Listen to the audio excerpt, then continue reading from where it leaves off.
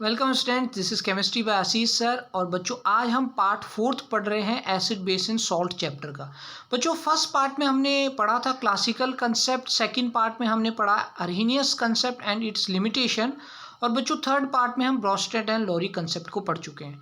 और बच्चों आज हम पढ़ने जा रहे हैं लुईस कंसेप्ट, किस तरह से पुराने जितनी थ्योरीज थी उनकी लिमिटेशंस को कैसे दूर करते हैं और क्या इस कंसेप्ट में उन्होंने कहा। सो बच्चों एसिड एंड बेस का अगर हम जल्दी से इनके कंसेप्ट को रिवाइज कर लें, सो क्लासिकल कंसेप्ट में कहा हुआ था कि इलेक्ट्रिसिटी कंडक्ट करते हैं एसिड बेस, उनके टेस्ट के बारे में बात हुई थी। एंड अर्हेनियस कंसेप्ट में H पॉजिटिव के बारे में बताया हुआ था, एक किस तरह से कि अगर कोई सब्सटेंस आपने वाटर में डिसॉल्व किया और वो डिसोशिएट होने के बाद H पॉजिटिव दे रहा है, मीन्स वो एसिड होगा। एंड अगर वो substance OH negative ion release कर रहा है तो बेस होगा। सिंपल इतना कहा था अर्हेनियस थ्योरी में। फिर सेकंड हमने ब्रोस्टेड एंड लोरी कंसेप्ट पढ़ा था, जिसके अंदर एसिड क्या था बच्चों, प्रोटॉन डोनेट करने वाला एसिड था, H पॉजिटिव डोनेट करने वाला एसिड था। एंड बेस कौन सा था, जो कि उस प्रोटॉन को एक्सेप्ट कर लेता था। तो इस तरह से ब्रोस्टेड एंड लोरी कंसेप्ट की भी कुछ लिमिटेशंस रही थी, वो हमने प्रीवियस लेक्चर में बच्चों हम उसको कवर कर चुके हैं। सो आज हम पढ़ेंगे लुईस कंसेप्ट। इसके अंदर बच्चों फर्स्ट ये आता है कि लुईस एसिड कौन से होते हैं जो इलेक्ट्रॉन पेयर को एक्सेप्ट करते हैं। अब यहाँ पर इलेक्ट्रॉन्स के टर्म्स में बात होगी बच्चों, कोई प्रोटॉन नहीं है, कोई H पॉजिटिव नहीं है, OH नेगेटिव नहीं है, इलेक्ट्रॉन्स के टर्म्स में बात होगी। लुईस एसिड कौन से होते हैं जो इलेक्ट्रॉन पेयर को एक्सेप्ट करते हैं, और बच्चों लुईस बेस कौन से होते हैं जो उसी इलेक्ट्रॉन पेयर को डोनेट कर सकते हैं बच्चों। अब आप कहोगे बिल्कुल सिंपल सी चीज़ है कि इलेक्ट्रॉन पेयर को डोनेट करने के लिए उसके पास इलेक्ट्रॉन पेयर होना तो चाहिए, तभी तो वो डोनेट करेगा। एंड इलेक्ट्रॉन पेयर एक्सेप्ट करने का मतलब है कि किसी एलिमेंट के अंदर अगर इलेक्ट्रॉन्स की बहुत ज़्यादा कमी है तभी तो वो एक्सेप्ट करेगा इलेक्ट्रॉन्स को। सो जैसे ही वो उसके अंदर इलेक्ट्रॉन्स की कमी आती है तो वो एक लुईस एसिड की तरह बच्चों बिहेव करता है। बहुत इंपॉर्टेंट पॉइंट है, बहुत छोटा सा यहाँ पर इसका पॉइंट है, बहुत इंपॉर्टेंट पॉइंट है कि अगर किसी में इलेक्ट्रॉन की कमी है तो वो क्या करेगा, इलेक्ट्रॉन्स को एक्सेप्ट करने की कोशिश करेगा एंड वो लुईस एसिड की तरह बच्चों बिहेव करने लगेगा। यहाँ पर आपको पता है इलेक्ट्रॉन पेयर्स की फॉर्म में हम बात कर रहे हैं। सो लुईस एसिड कौन सा है जो कि इलेक्ट्रॉन पेयर को एक्सेप्ट करेगा। क्यों, आप देख रहे हो इसके ऊपर प्लस का साइन है, मतलब इलेक्ट्रॉन की भारी कमी है इसके अंदर। एंड बच्चों बी नेगेटिव का मतलब हो जाएगा जो कि इलेक्ट्रॉन को, जिसके ऊपर इलेक्ट्रॉन्स हैं एंड एक्स्ट्रा इलेक्ट्रॉन है तो वो क्या करेगा, अपने इलेक्ट्रॉन को डोनेट करेगा। सो इलेक्ट्रॉन डोनर कौन से हो जाएंगे, लुईस बेस हो जाएंगे। सो ये बनाते हैं बॉन्ड इस तरह से, इसको हम कहते हैं कोऑर्डिनेट कोवेलेंट बॉन्ड बच्चों। ये बनाते हैं कोऑर्डिनेट कोवेलेंट बॉन्ड। आपने कोवेलेंट बॉन्ड पढ़ा होगा, आयनिक बॉन्ड पढ़ा होगा। कोऑर्डिनेट कोवेलेंट बॉन्ड क्या है वो हम बच्चों आगे अपने लेक्चर में अभी हम डिस्कस करेंगे कि कोऑर्डिनेट बॉन्ड क्या होता है। सो इस तरह से लुईस एसिड कौन होंगे जो इलेक्ट्रॉन को एक्सेप्ट करेंगे क्योंकि उनके अंदर इलेक्ट्रॉन की बहुत ज़्यादा कमी है। एंड लुईस बेस कौन से होंगे जो इलेक्ट्रॉन को डोनेट कर रहे हैं, बिकॉज उनके अंदर इलेक्ट्रॉन्स बहुत ज़्यादा हैं तो इसलिए वो अपने इलेक्ट्रॉन्स को डोनेट कर रहे हैं। सो सिंपल सा बच्चों कंसेप्ट हो जाएगा। और ये आ गई आपकी यहाँ रिएक्शन। अमोनिया आपको दिखाई दे रहा है सबसे पहले NH3 और उसमें 2 डॉट दिखाई दे रहे हैं बच्चों। यस, ये डॉट का क्या मतलब हो जाएगा, ये डॉट यहाँ पर क्या काम कर रहे हैं, इन डॉट्स का क्या मीनिंग है। सो नाइट्रोजन का एटॉमिक नंबर 7 सबको पता है एंड 2 5 उसका इलेक्ट्रॉनिक कन्फिगरेशन अगर हम बनाए तो K में कितने हो जाएंगे, 2 हो जाएंगे एंड L में कितने हो जाएंगे बच्चों, 5 इलेक्ट्रॉन्स हो जाएंगे। सो आउटर मोस्ट में कितने हुए अपने पास, 5 इलेक्ट्रॉन्स हो गए। ठीक है, इनको इन 5 इलेक्ट्रॉन्स को लेते हैं। अब 5 इलेक्ट्रॉन्स में अब ये बताइए कि उसको ऑक्टेट कंप्लीट करने के लिए कितने और इलेक्ट्रॉन चाहिए, 3 इलेक्ट्रॉन बच्चों उसको और चाहिए। सो 3 इलेक्ट्रॉन्स उसको और चाहिए। और अभी वो क्या कर रहा है कि नाइट्रोजन आप देख रहे हो इस तरह से 3 बॉन्ड तो बना ही रहा है। अब 3 बॉन्ड बनाने का बच्चों मतलब क्या होगा कि उसके 3 इलेक्ट्रॉन तो यहाँ पर यूज हो गए, आउटर मोस्ट की 3 इलेक्ट्रॉन तो उसने यूज कर लिए, अब बचे उसके 2 इलेक्ट्रॉन। सो वो 2 इलेक्ट्रॉन यहाँ पर एक पेयर में रहते हैं और इन्हीं को हम कहते हैं बच्चों लोन पेयर। ये हो जाते हैं इलेक्ट्रॉन्स के लोन पेयर हो जाते हैं। Lone pair of electrons, loan और अलोन का मतलब बच्चों अकेले यहाँ पर रहते हैं बिना बॉन्डिंग के, means outer most electrons which do not participate in bonding, बच्चों उसको कह सकते हैं लोन पेयर। ये बच्चों अकेले यहाँ पर हैं, लोन पेयर की फॉर्म में है। सो अब ये क्या करना चाहते हैं, ये लोन पेयर किसी के साथ बॉन्ड बनाना चाहते हैं, किसी के साथ जुड़ना चाहते हैं। सो किस तरह से, अब क्योंकि यहाँ पर एक लोन पेयर है, एक्स्ट्रा इलेक्ट्रॉन्स हैं, तो ये जुड़ना चाहते हैं, इसलिए ये अपने इलेक्ट्रॉन्स को क्या करेंगे, डोनेट करेंगे। इसलिए अमोनिया बच्चों किसकी तरह बिहेव करेगा, बेस की तरह। यहाँ पे आपने ध्यान देना है, अमोनिया में कोई OH नेगेटिव नहीं है। सो आप इसको अरेनियस कंसेप्ट से तो बिल्कुल भी डिफाइन नहीं कर सकते। सो सेकंड, इसके सामने खड़ा हो रखा है BF3, बोरोन ट्राइफ्लोराइड है बच्चों। एंड बोरोन की कहानी आपको पता है कि बोरोन में होते हैं 5 total proton, means atomic number उसका 5 है, एंड 2 3 उसके electronic configuration. So outer most में आगे उसके पास 3 इलेक्ट्रॉन। तो उसने क्या किया भाई, बोरोन ने अपने कुछ 3 बॉन्ड बनाए इस तरह से और अपने तीनों इलेक्ट्रॉन को यहाँ पर यूज कर लिया। ठीक, अब उसके पास इलेक्ट्रॉन है नहीं और उसको करने हैं अपने ऑक्टेट कंप्लीट। तो अभी आप गिनो कि उसके अंदर कितने इलेक्ट्रॉन बच्चे पूरे हो गए हैं। 3 तो थे उसके, सो 4 5 और 6, इस तरह से उसके 6 इलेक्ट्रॉन्स कंप्लीट हो गए हैं आउटर मोस्ट में। अब उसको 2 इलेक्ट्रॉन्स की भारी ज़रूरत है, तो क्या करेगा, क्योंकि वो बेचारा इलेक्ट्रॉन की कमी में है, इसलिए वो इलेक्ट्रॉन्स को एक्सेप्ट करेगा एंड लुईस एसिड की तरह बिहेव करेगा। सिंपल सा पॉइंट है बच्चों, क्योंकि अमोनिया के अंदर एक लोन पेयर है जिसको वो डोनेट कर सकता है, तो इसलिए अमोनिया एक बेस की तरह काम कर रहा है, बिकॉज इलेक्ट्रॉन्स को डोनेट कर रहा है। एंड BF3, क्योंकि सेंट्रल एटम में इलेक्ट्रॉन की कमी है, कितने, 2 इलेक्ट्रॉन की कमी है, तो इसीलिए वो क्या करेगा, इलेक्ट्रॉन्स को एक्सेप्ट करेगा और एसिड की तरह बिहेव करेगा। सो अब आती है बॉन्डिंग की बारी। अब बॉन्डिंग की कहानी किस तरह से हम सुनाएं कि भाई बॉन्डिंग कैसे होगी इनके बीच। सो अमोनिया NH3 और ये उसके लोन पेयर है।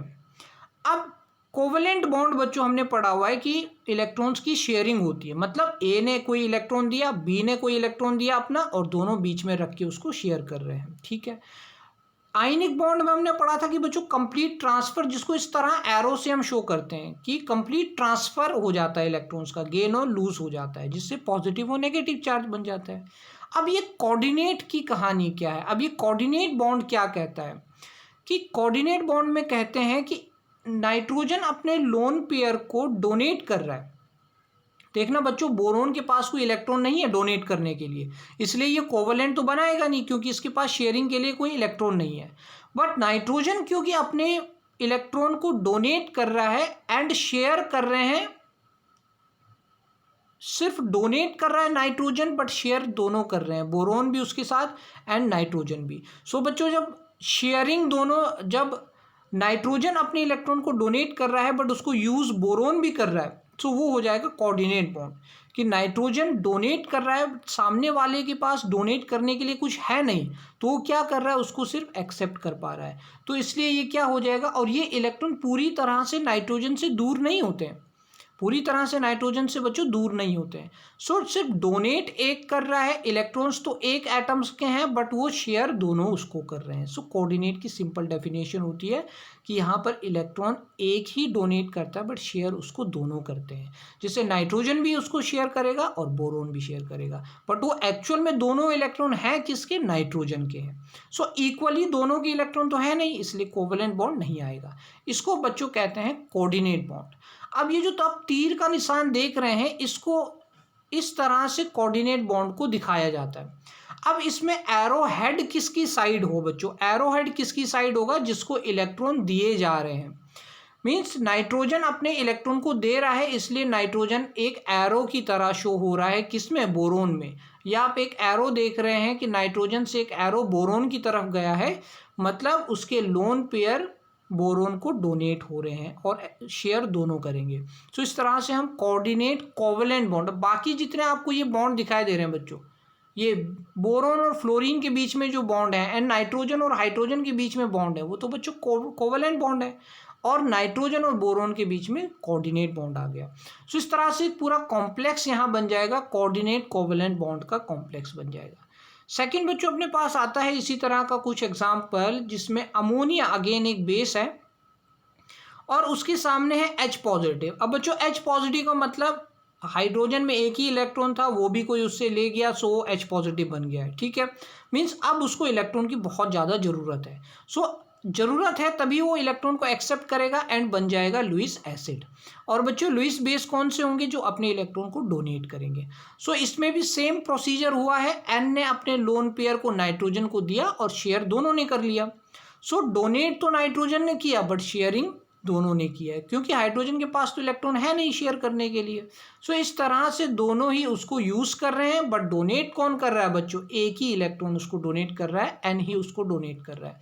सो यूज़ दोनों कर रहे हैं, दोनों एलिमेंट यूज़ कर रहे हैं, बट डोनेट सिर्फ एक ही कर रहा है। इसको कहते हैं कोऑर्डिनेट बॉन्ड।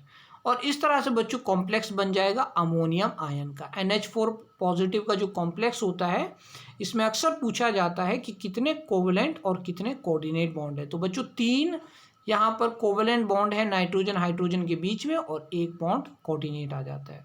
सो इस तरह से बच्चों हम यहाँ बॉन्डिंग कर सकते हैं। Again very important, Lewis acids कौन कौन से हैं जो इलेक्ट्रॉन पेयर को एक्सेप्ट करेंगे? सिंपल सा कंसेप्ट है, एक्सेप्ट करने के लिए उनके पास इलेक्ट्रॉन्स की कमी होनी चाहिए। भाई जब इलेक्ट्रॉन की कमी होगी तभी तो वो एक्सेप्ट करेंगे। So all cations are Lewis acid. Cation का मतलब बच्चों जिसके ऊपर पॉजिटिव चार्ज है, अपने अपने हिसाब से इलेक्ट्रॉन्स के हिसाब से पॉजिटिव चार्ज है। Cu2 पॉजिटिव है, Fe2 पॉजिटिव है, Fe3 पॉजिटिव है, Cu+1 भी होता है जिसको Q+ कहते हैं। सो इस तरह से कैटायंस हैं, मीन्स उसके अंदर इलेक्ट्रॉन्स की बहुत कमी है, तो इसलिए वो लुईस एसिड की तरह बिहेव कर सकते हैं। और बच्चों यही कंसेप्ट है जिसमें यही केवल ऐसा कंसेप्ट है जिसमें कैटायन और एनायन को भी एसिड और बेस बना दिया उन्होंने। एटम और आयन और molecule with N incomplete octet. बच्चों इनकम्प्लीट ऑक्टेट अगर किसी का होगा, वो भी उसमें भी ऑब्वियसली इलेक्ट्रॉन की कमी होगी। सो बोरोन में अगर देखा जाए तो बोरोन इस तरह से बॉन्ड बना रहा है 3, मतलब उसके पास कितने?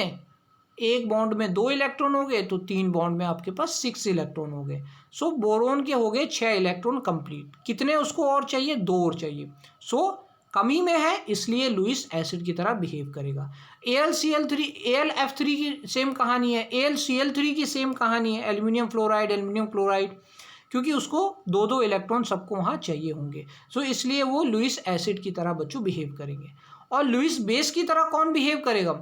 जिसके पास इलेक्ट्रॉन पेयर क्या होंगे? डोनेट करने के लिए होंगे, जो डोनेट कर सकता है। मीन जिसके पास लोन पेयर होगा बच्चों इलेक्ट्रॉन्स का, लाइक वाटर के पास लोन पेयर है, ऑक्सीजन में लोन पेयर है, अमोनिया में नाइट्रोजन के पास लोन पेयर है, कार्बन मोनोऑक्साइड में ऑक्सीजन के पास लोन पेयर है, तो उन लोन पेयर्स को यूज़ कर सकते हैं बॉन्डिंग में। और इसलिए अगर इलेक्ट्रॉन पेयर को यूज़ कर रहे हैं मीन्स वो लुईस बेस की तरह बिहेव करेंगे। और एनायन बच्चों जिनके ऊपर पहले से इलेक्ट्रॉन है, लाइक OH नेगेटिव है, इसके ऊपर इलेक्ट्रॉन है, सो ये अपने इलेक्ट्रॉन को डोनेट कर सकता है, तो लुईस बेस की तरह काम करेगा। ये एसीटेट आयन है बच्चों, CH3CO नेगेटिव, तो इस तरह से ये इलेक्ट्रॉन को डोनेट कर सकते हैं। सो ये था बच्चों लुईस एसिड बेस कंसेप्ट। बहुत ज़्यादा इंपॉर्टेंट कंसेप्ट है, काफ़ी सारे क्वेश्चन इससे बन जाते हैं कि कौन लुईस एसिड होगा, कौन सी स्पीशीज़ लुईस बेस होगी, इस तरह के क्वेश्चन बच्चों बनते हैं। सो इसमें लुईस कंसेप्ट में उन्होंने एनायन कैटायन को भी एसिड एंड बेस बना दिया। अब बच्चों आप ये सोचो कि कोई एसिड है, लाइक CO2 है।